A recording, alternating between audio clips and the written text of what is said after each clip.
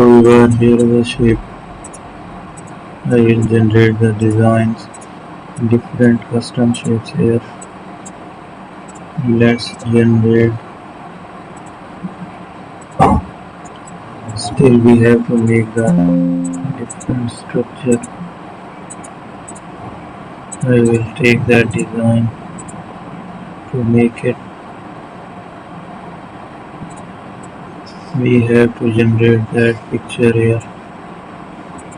I will embed the image from the device, make it fixed over it.